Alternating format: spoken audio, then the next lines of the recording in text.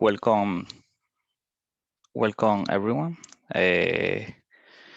We are I'm here at the D-EDGE office. We will be talking about Docker, a bit of CICD and Kubernetes, and how we are using these tools in our current project here at my team in D-EDGE. So let's see. Wait, this is not.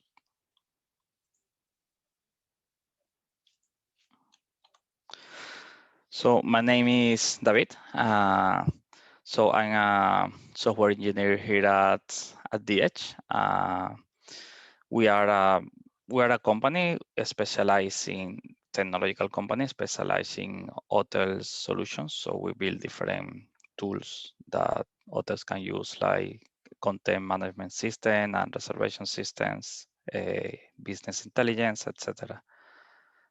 We are based in France and we have office in different parts of the world. So I'm in Barcelona, in the Barcelona office. I'm also co-organizer of the Barcelona.NET Core Meetup. If you want to check us out, we also do events here in the city. And you can find me on LinkedIn, on Twitter. I have my blog on GitHub, etc. So let's start. First, I want to talk about CICD. Just to mention how I see these concepts, right? Continuous integration, which is basically merge every time to master.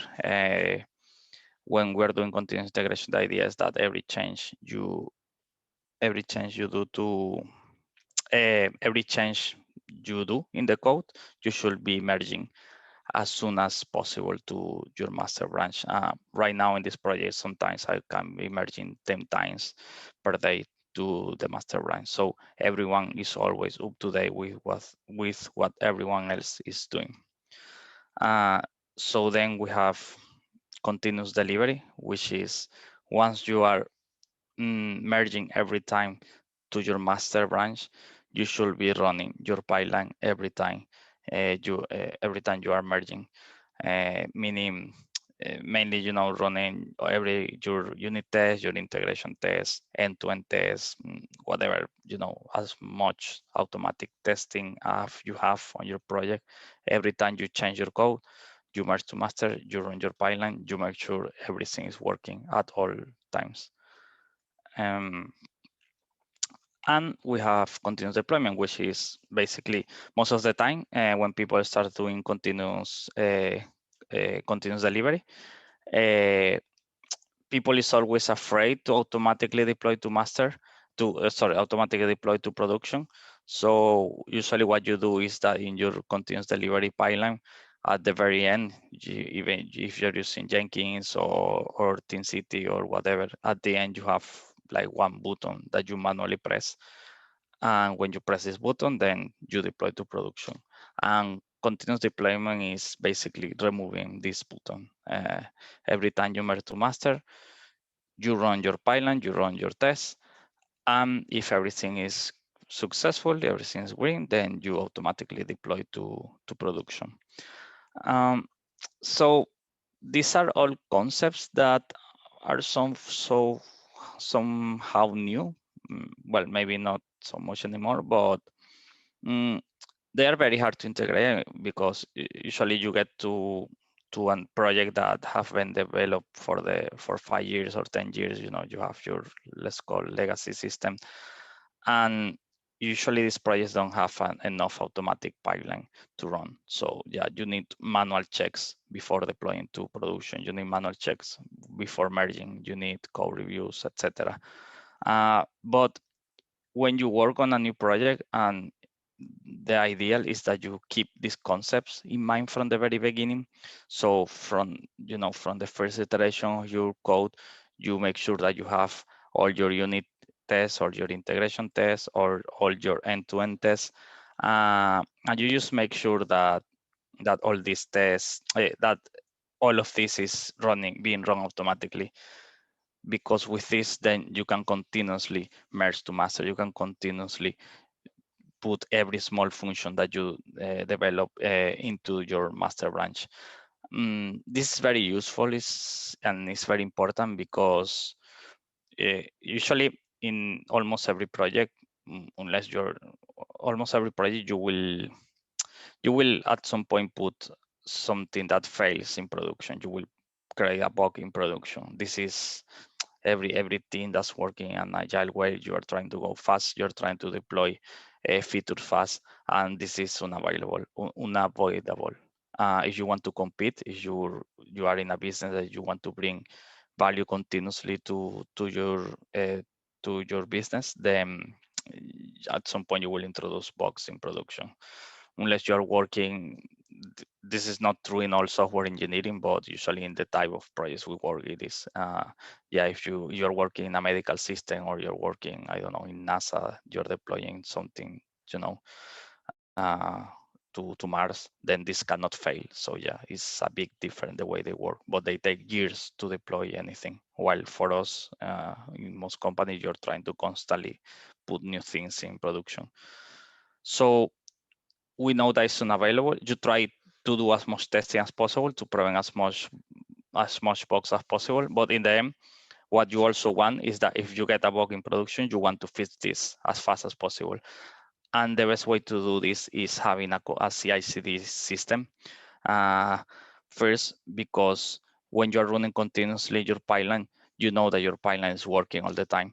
I have seen projects where you deploy once every month, and every time you go to deploy, the pipeline fails because something changed. No one realized it. You know, it's something that you are not continuously using. So you try to deploy, it fails, you need to fix the pipeline, then deploy.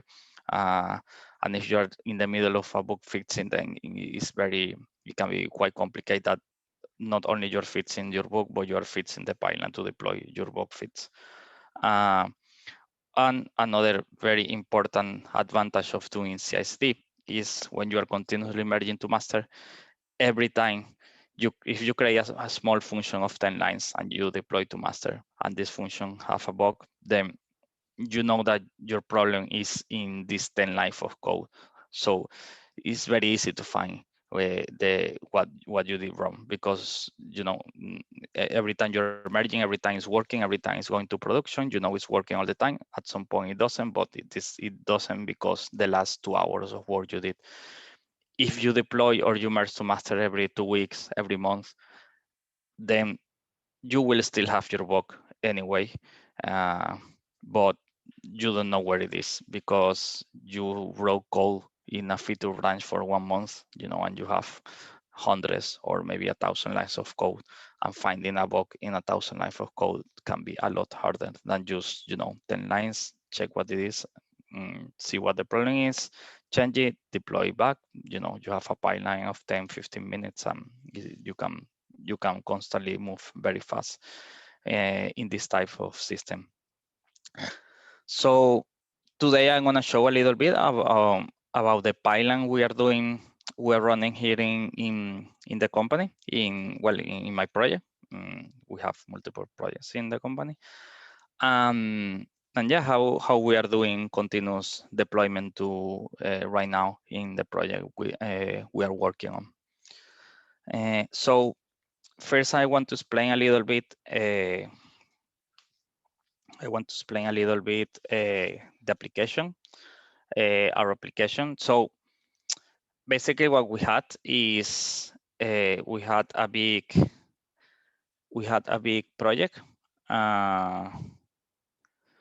Let's say that we had this project currently in the let's call the legacy system or the old system, which is this is a project that does it does scrapping to other websites. So this project the original one was built in .NET, and it's a project that it takes a message from this queue, which is a queue already existing. The message tells the project, okay, you need to scrap this website, get the data, process it, you know, and then take the result and put it in a blob storage over here, and at the end send different message to different queues. So what we did is just take this project, create a new one on Node.js instead of C#. JavaScript offers some advantage and libraries to do scrapping that C# doesn't, and put the project like in the middle of the system. So we have these outside projects. I call it outside in the slide, but these are projects on our team. It's just that they are, let's say, outside the domain of this requester. But these are the projects that are communicating with our requester project. There is one project that starts the process of the scrapping, and then there is a project that reads the result of the scrapping and does different parsing. Well, it continues with the business logic that we need. So, okay, let me close this.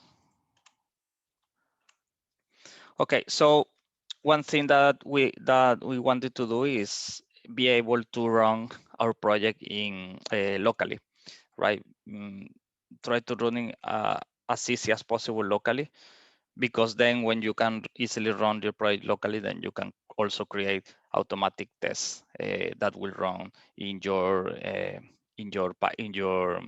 CICD system. If you're using GitLab or Jenkins, you want to run the same you're running locally, you want to run it in the node of your CICD system. And for this, we use Docker. We Dockerize our application. So what we wanted to do is use Docker, so we can use Docker for give me a second.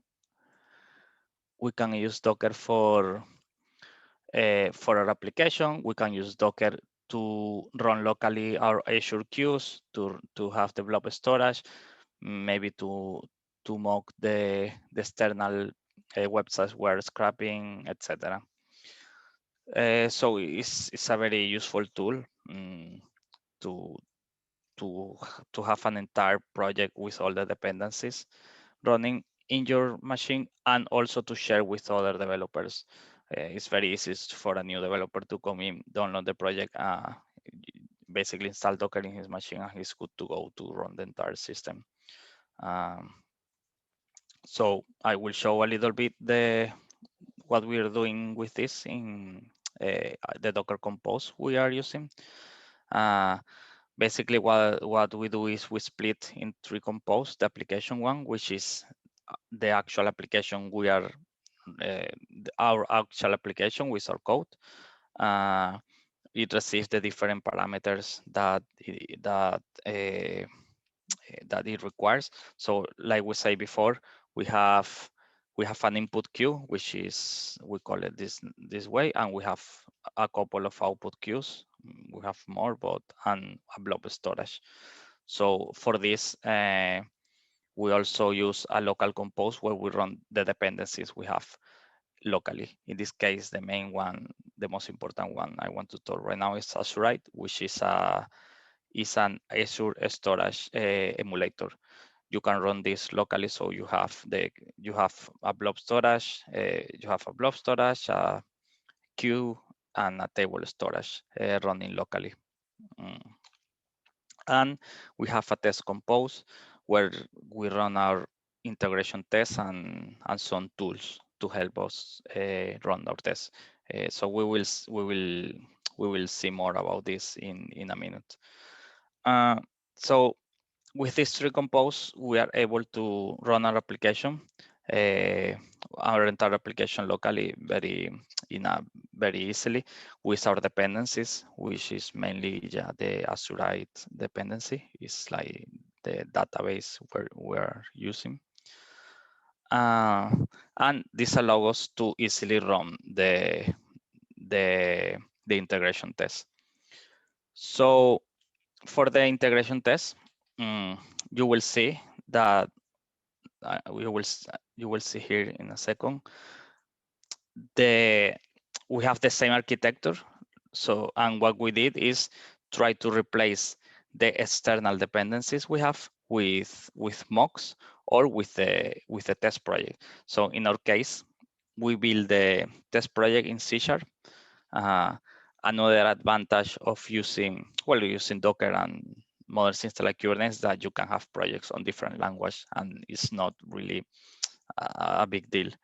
You can run multiple language on your machine using Docker locally. It's very easy.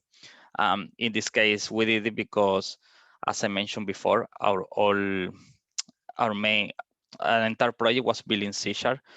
So I wanted to make sure that the message I was sending from C# using the C# serializer were being read correctly by the Node.js new project. So one advantage of using Docker is that, well, we just use C# for the test project, we use Node.js for the main project. And like I was mentioning, we use C# to replace like the outside system. So the integration thing is basically creating a message, put it in the input queue, is put it in the input queue. Then we wait for the Node.js project to handle these messages, and we in the test project we wait for the result of the main project. So we at the end we read what was right in the blob storage. We check the messages that were sent to the queues and make sure that everything works correctly. Additionally, instead of calling on the test the real website that we're trying to scrape, we can create a small mock server that we will see in a second how it works. But yeah, we can run with this. We run the entire system locally. We can force different response here. For example, if I want to test what happened if a website gives me a timeout, so I can create an endpoint in my mock server that does a timeout. If I was testing against a real website, I cannot really, let's say I was scraping Google. We are not, but if we were scraping Google, I cannot force them to give me a timeout when I want to, when I run in my test. So yeah, it's another one of the advantage of Docker is having all these applications running very easily together. And actually we can see, so in our tests, in our log and compose, we can see the order dependency, which is this mock server. Give me a second because my monitor break down.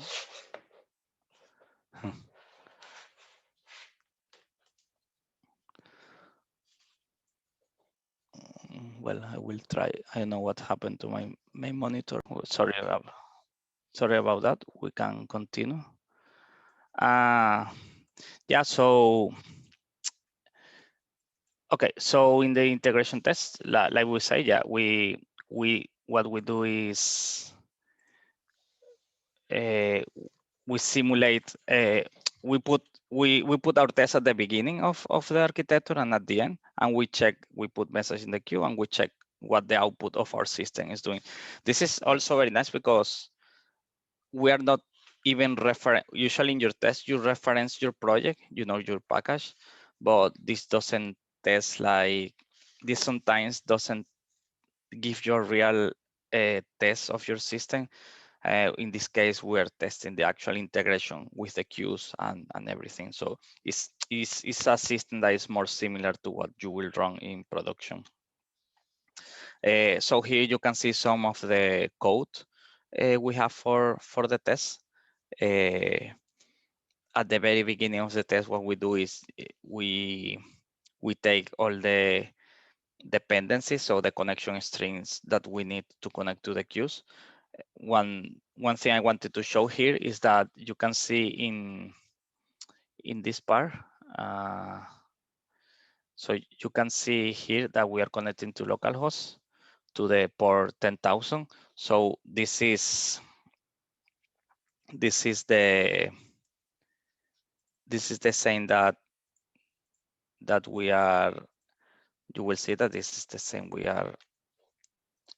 This is what we are doing in our Docker Compose.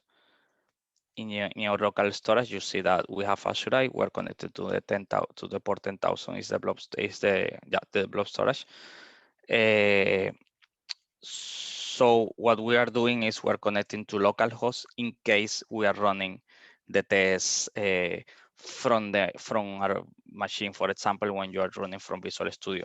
But if you're running this test inside Docker, you don't want to, you cannot connect to localhost, because localhost is the application container. What you want to do is connect to the Azurite you're running locally through the Docker Compose network. So you will see that in the test compose, what we pass as an environment variable to the net integration test.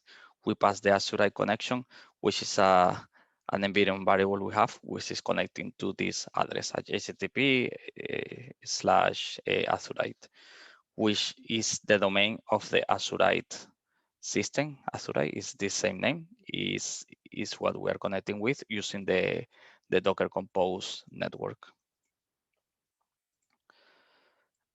So with this, we can, we can move between running locally and move between running inside Docker in our local machine and in our pipeline machine. And this is an example of a test. So in this case, I wanted to try out what happened if our website returns us a 403. So in this case, what we want our system to do is to blacklist this IP. To say that this website is blacklisting us. The way we do that in the system is that we have a blacklist queue and we send a store process blacklisted. So in this test, what I'm saying is create a request to our input queue, send it to the Node.js project, and then wait for a message in the blacklist queue. Wait for this message and make sure that the queue is there, and that the URL we are blacklisting is the same as the URL we have here in this request. We also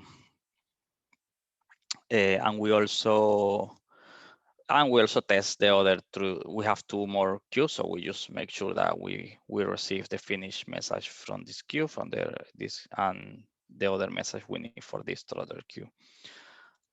So yeah, the tests are quite simple. You're just sending a message in a queue and waiting for the response. But these are tests that are testing your entire system. These are tests that, since they are coming from outside, they are touching a lot of code points inside your project. It's the typical test that will tell you that your system at least is not down. That your system is working. You still need tests to test more like different business logics, like what happened if this is a 504, but the integration test is very useful to see if your project is working fine, and the integration inside your project, which is usually the hardest part to test later. Sometimes, a lot of the time, for example, you're working in this kind of distributed system projects, the serializer stops working. You do something wrong in the serializer, like you spec a uppercase at the beginning and it's a lowercase. At this time of error are very hard to notice sometimes. Like, you see your project is not reading messages, but you have no idea why. So with this integration test, you make sure that your project is sending messages correctly, they are being read correctly, and that some of the business logic inside is working correctly. And this is so we're calling this waveform message function. This is the waveform message function, which is a bit generic. Well, it's a more generic function. What you're doing is basically for 15 times, we retry 15 times every 2 seconds to get the message that we need. And to know what message we need, well, we basically take the top 10 message, we deserialize it, and we check that the success function is true, which is a function that we pass as a parameter. And you can see the function here. For example, for this message, what we are doing is, okay, if the synchronization ID of the message is the same as the synchronization ID of the request I created here, then this is the message I'm expecting. In the synchronization ID is a GUI, is a unique identifier that we recreate every time. So if the one I created here is this message, then okay, this is the message I'm waiting for. I return it, and you can assert whatever is inside this message. In this case, I'm not asserting too much, but yeah, depending on the test you're doing, you can check more or less that the data inside is correct. So yeah, this is one of the integration tests. And now what we want to do is, since we're creating tests, we're working on CI/CD system. If you're deploying continuously to production, this will put you in a mindset that you want to test everything automatically, because a lot of time when you work on a feature branch for 2 weeks, you start deploying to a staging environment and you test manually. Okay, it's working, but what your mindset should really be is everything and testing manually should be do automatically. If you're testing with Click, you should use Selenium or Cypress. If you're testing with an API, sometimes you're using something like Postman to test your API. Well, if you're using Postman, then it's better to, instead of use Postman to test manually, take that request and put it inside a test, and put it inside a test language or framework, like we're doing here in C# with SUnit, and test that request, but test it automatically. And if you're continuously deploying to production, you will automatically do that. You will try to create automatic tests because you are afraid that you will break production. And in the end, it creates a better mindset for working with tests and automatic testing. So yeah, this is our pipeline. Our pipeline is a bash. Everything is in a bash script. There are different bash scripts running. What we do is, the first step of our pipeline is we run our unit tests, build our Docker images. Then we prepare a local environment, meaning basically run our application with Docker Compose, meaning run the Azurite, etc. We apply migration. In our case, our system also have a dependency of a blob storage that contains some proxy IP. So we create fake data inside our local blob storage, and we run our clean queues. This is another small process we create in Node.js, another small project that basically every time before running the test, we clean all the local queues we have of messages in case we have message from all tests. We want to start from scratch. After we prepare a local environment, we run our integration test. As we saw, it's a C# project, puts message in a queue. We wait for our application to process this message, and we put it in. We check in the result queue that everything is fine. If everything is green, everything is working, we push our Docker image to our Docker registry. So we push to our private Docker registry in Azure. And finally, we use Helm to deploy to Kubernetes in production. So let's see a little bit of the scripts we are using. This is our main build script. As you see, we set up some variables. It's very simple.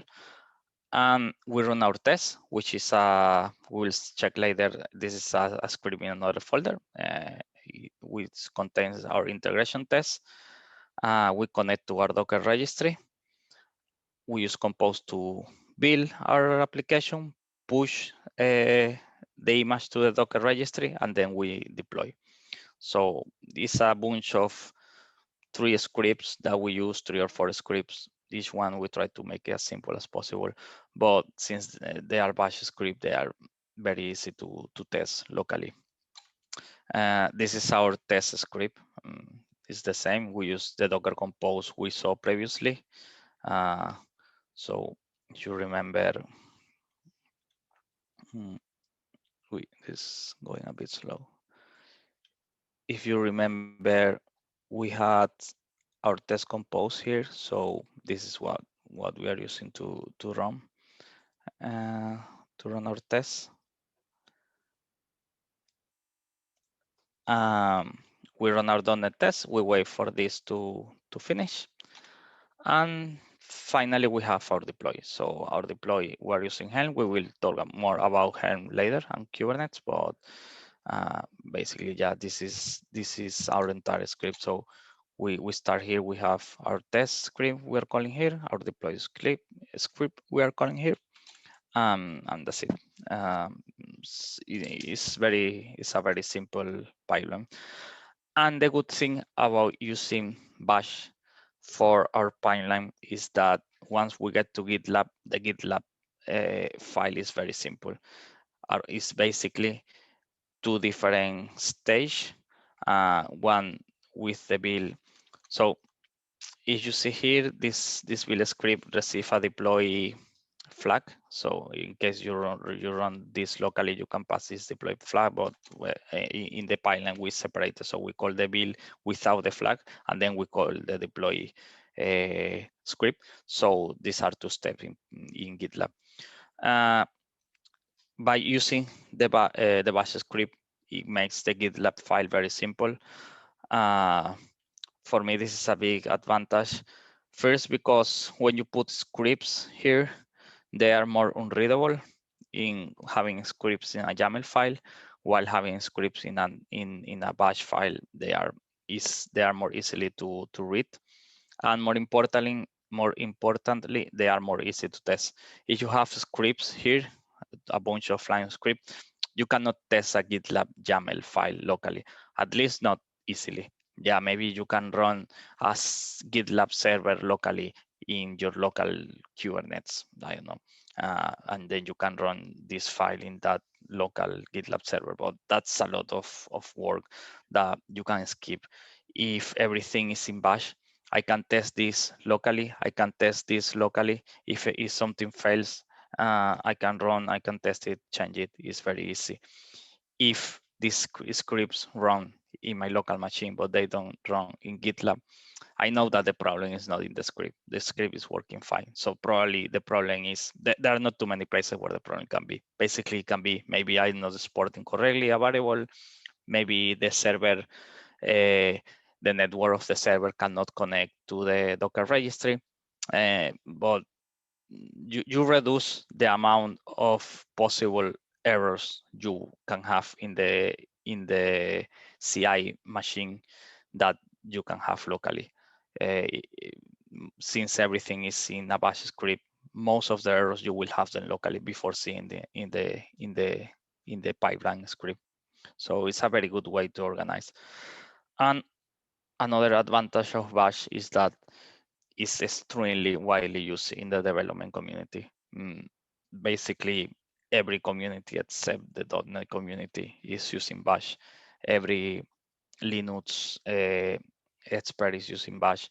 So any problem you have with Bash, you go to Google and it's there. Is someone did it before, and there are tons of tools to work with Bash, like JQ, to work with JSON. You have curls, CURL, etc. So it's an extremely good tool used by everyone. Building the pipelines here is just for right now for me, at least for this kind of project, the best option I think you can have. So yeah, let's talk a bit about Kubernetes. We don't have too much time, so this is a topic that I mean we can do a workshop for 1 week of Kubernetes hours every day, and we will not touch everything. Very fast, Kubernetes is a container, is a system that allows us to run containerized applications in a production environment. Because yes, we have Docker Compose. We can run Docker Compose locally, but it's not a system that allows you to to run something in production. Kubernetes is what we have for this. There were different options. Docker they created Docker Swarm at some point, which was the competition of Kubernetes. But right now, most of the community and the cloud providers are moving to Kubernetes. In our case, we're using Azure AKS, which is the managed system for Kubernetes. So a little bit of Kubernetes architecture. So Kubernetes have, let's say, two main parts. It has the control plane plane, the control plane, and the nodes. Let's say that the nodes are a node, a Kubernetes node is a virtual machine, like a EC2 in Amazon, or just a virtual in Azure is a regular VM that you can have. And these nodes are the ones in charge of running your application. So it's not here, but these are our pods. So a pod is in Kubernetes is like the equivalent of a container in Docker Compose. It's like the smallest how do you say, the smallest thing that you will have in Kubernetes. So your application will be running inside a pod. Your container will be running inside a pod. And what you do usually in Kubernetes that then you can have multiple instances of your application running. So if you have 10 pods, it means that you have 10 instances of your application running. So it's like a mini, you can see as a mini virtual machine. So before, in the older system, if you wanted 10 instances of your application, you will have 10 virtual machines running. Now your physical knowledge, well, it's not physical, but your VM is this entire node, and then inside you're running however many instances of your application you want. Let's clear this. So this is like the node is the part that is running your application, and then you have your control plane. These are usually the control plane are the different systems that Kubernetes use to control what the entire cluster is doing. Most of the time, the control plane is in some master nodes. So you have your master and you have your working nodes. And usually these masters nodes, they can be virtual machines also, but most of the time, if you're using a managed solution like Azure, this is everything here is hidden from you. So this is free in a way. I mean, when you pay for Azure, you don't pay for the master. What you do is you pay for the VMs, for the nodes. So if you have 3 virtual machines in Kubernetes, you will pay the price of the 3 virtual machine. It's pretty good in a way that is not too hard to calculate how much you will spend in a Kubernetes cluster. It's basically the price of the virtual machine plus maybe you're using a load balancer. This is a bit more, but the main price is in the nodes and the cities. So it's have that advantage over something like Azure Functions or Lambda functions that it's harder to calculate how much you're spending. In a Kubernetes cluster is easy. And all, like I say, everything in the master node is hidden from you. But it's important to understand how all of this is working. We will not have time to explain it. It's a very big subject, very complex subject. But if you're working with Kubernetes, it's very good to understand that this, the abstraction you are running on behind, in case you have issues. The most important part of Kubernetes, let's say the central panel, is a database, is a etcd. So this etcd, what it have is the state of your cluster. So for example, I'm running an application called A. The etcd is a database where it will say, okay, I'm running A and I'm running 3 pods of 8. So how Kubernetes work is that every different subsystem of Kubernetes, like the kubelet, the proxy, everyone is connecting through the API to this database. So for example, you will never see the kubelet communicating with the proxy or this with this one. No one communicates between each other. What all they do is update this etcdc, and then they react to every change that happen here. So how this works, for example, you are running, when you want to communicate to the cluster from your machine, you use a tool called kubectl, which is a CLI. And for kubectl, you can run a command using YAMLs. You can tell the cluster, okay, I want to run my application A and I want to run 3 pods of this application. So from Kubernetes, you tell this to the API updates this, and then well, it's more complex, but in the end, the scheduler is involved. But in the end, at some point, this kubelet will react to this change here, and it will say, okay, I need to run, maybe the scheduler say, I will run 2 pods here and 1 pod in this node. And then the kubelet will react to that in the database and say, okay, this machine needs to run 2 pods. So he creates 2 here and 1 here. Like I say, well, it's very big topic, very interesting, and it's a very good idea to dig a bit deeper on the subject of what you're working on, because at the beginning it can be a bit doubting to work with Kubernetes.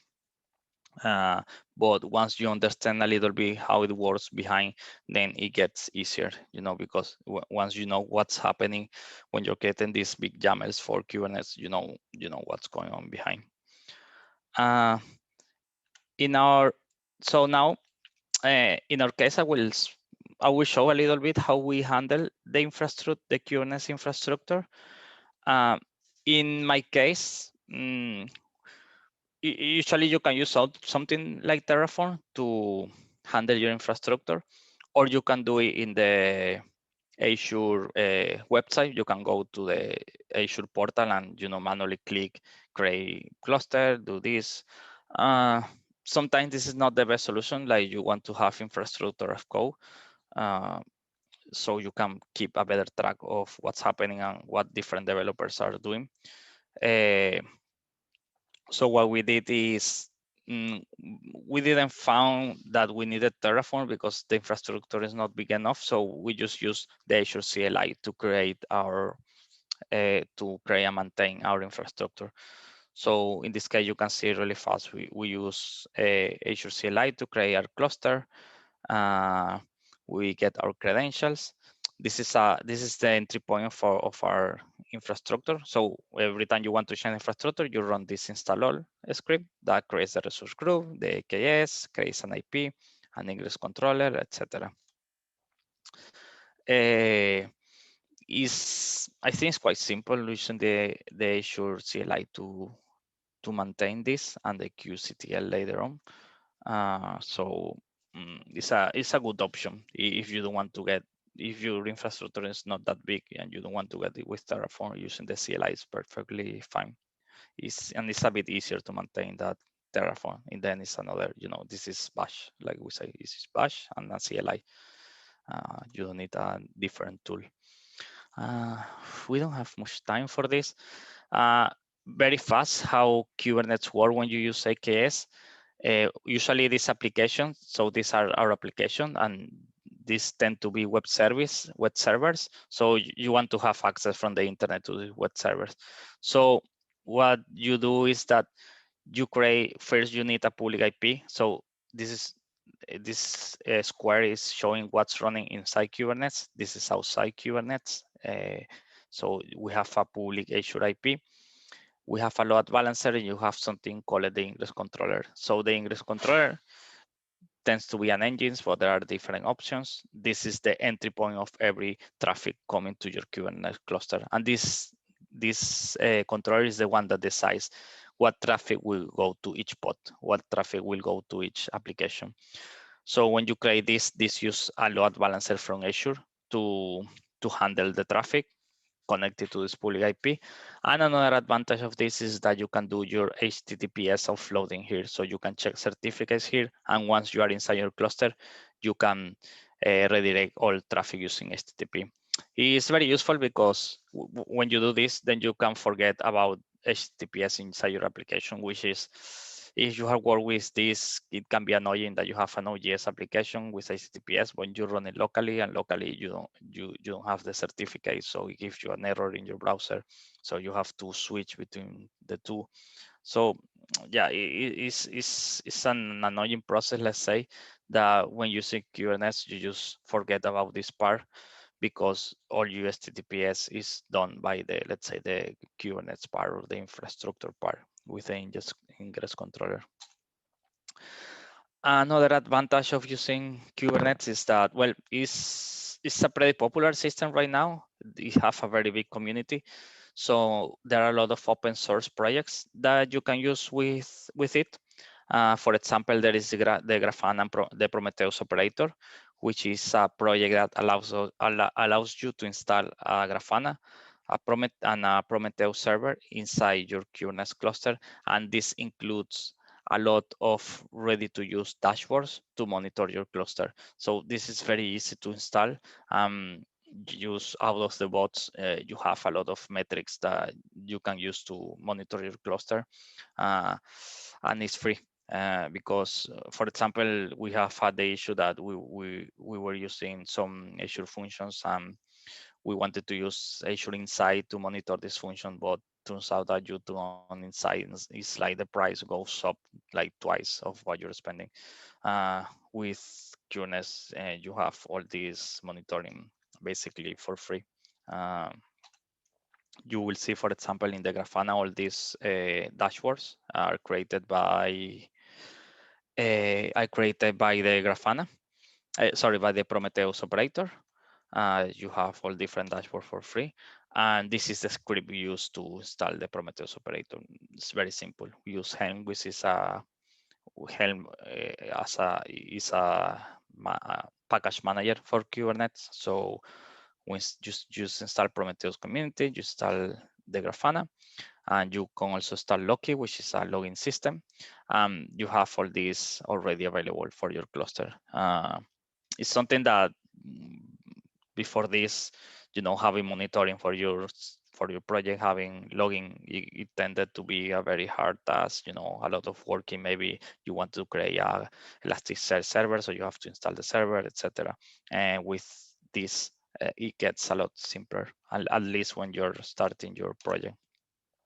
This is a picture of Loki. It's a logging system that when you're installing Kubernetes, this is what it's doing. Is basically it's reading the console output of every process running inside Kubernetes of every pod. So all you have to do in your application is print something to the console, and it will automatically be indexed by Loki, by the Kubernetes Loki system, and you will see it in your Grafana dashboard. So yeah, thank you. I think it was a lot to cover in an hour. Maybe this can be split later on into different talks or 3. Well, like I said, the Kubernetes part is very big, but I hope you could have a glance of what we're doing here at D-EDGE and what we're doing in our project. If you want to contact D-EDGE, yeah, check our website. You can see our job offers here.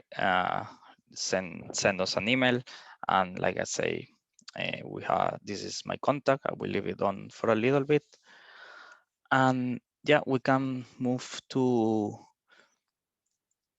the question. If you have any question, put it on the chat, and I think maybe.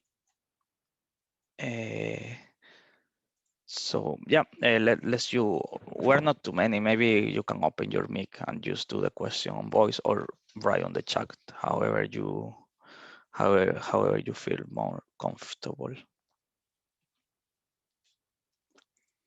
I have some people here, so if you want to question any, do you have any question?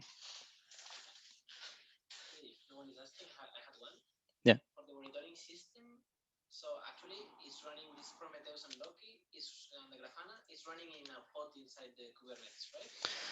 Yeah, so Oriol here in the office is asking about the Prometheus system, if it's running inside Kubernetes as pods.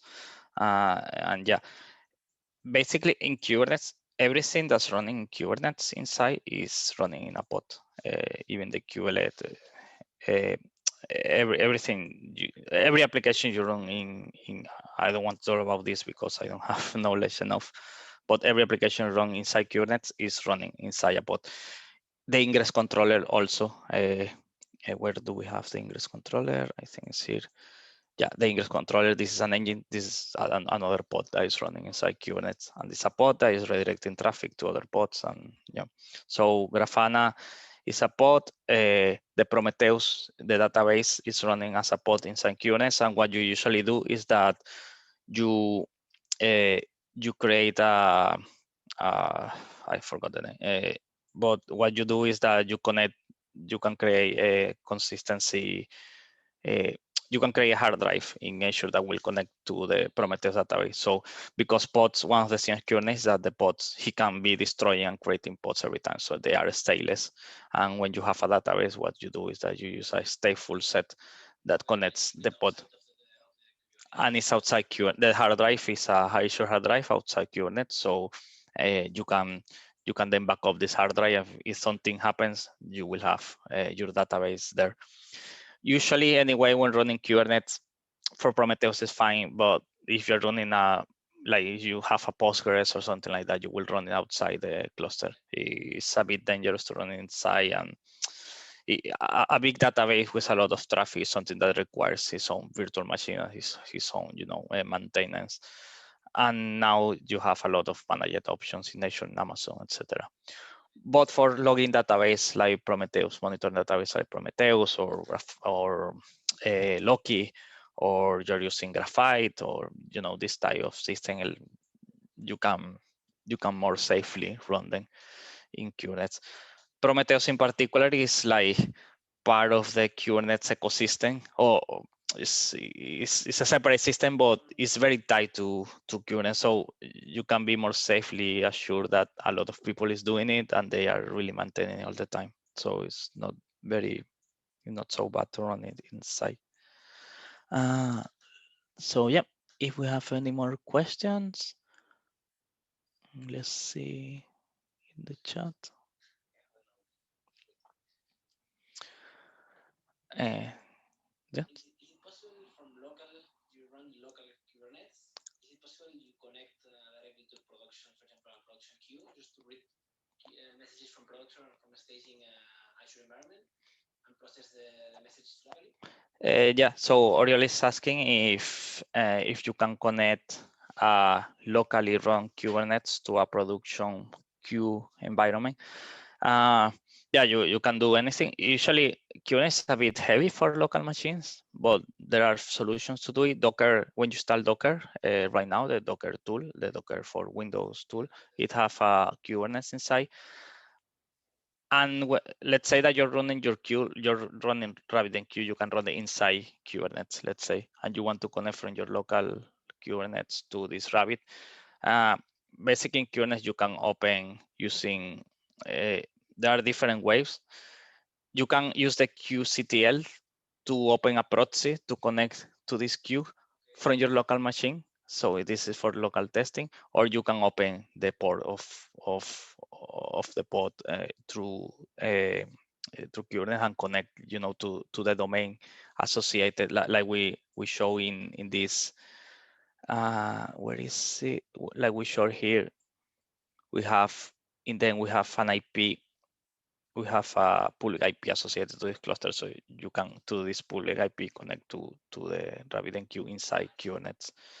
But yeah, I will not recommend it. I have a fun. Actually, I did this in my old company where I have a ex coworker here, and I run it. One time I run locally the project connected to the production RabbitMQ, and no one understood where the messages were going. And they found the connection with the name of the machine, and they asked who has this machine. Me. It's me. Well, yeah.